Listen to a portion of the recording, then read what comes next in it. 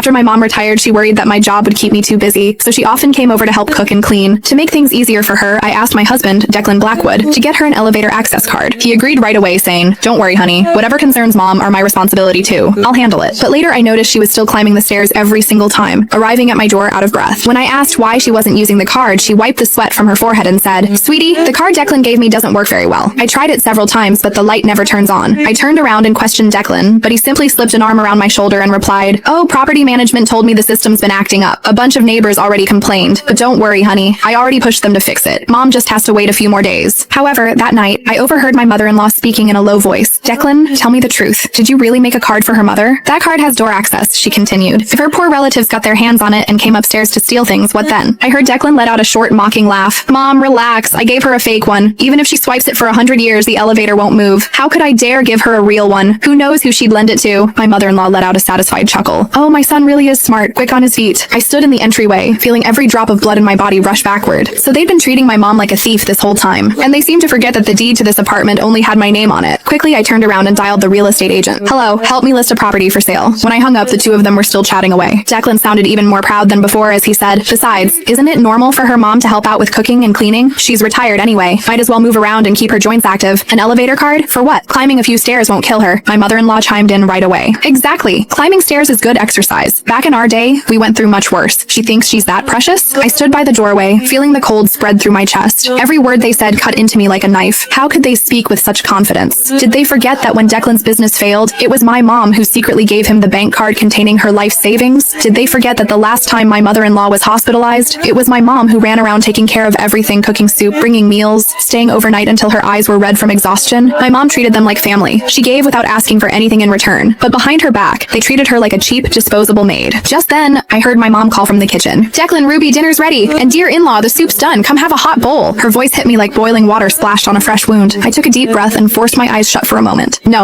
I wasn't going to let this go. They were going to pay everything back with interest. After fixing my expression, I walked into the living room. On the dining table were 4 dishes and a soup, all steaming. Everything my mom had spent her whole afternoon preparing. My mother-in-law had already made herself comfortable in the main seat. She picked at the stir-fried vegetables closest to her, and her face instantly twisted. "Oh, look at all this oil. How am I supposed to eat this? People with high blood pressure and high cholesterol can't touch this stuff." My mom paused halfway through serving the rice. Her smile stiffened. My mother-in-law lifted her eyelids, grabbed a piece of braised pork, and chewed twice before grimacing. "This meat is so tough, completely overcooked. It's like chewing on wood. No offense, in-law, but your cooking really needs improvement. Our Declan has a sensitive stomach. He can't handle food like this." Watching her pick apart every dish on the table, I remembered what she and Declan had said earlier in the bedroom, and I felt my temper flare in an instant. I set my bowl down on the table with a sharp, crisp sound and said, "If you want to eat, then eat."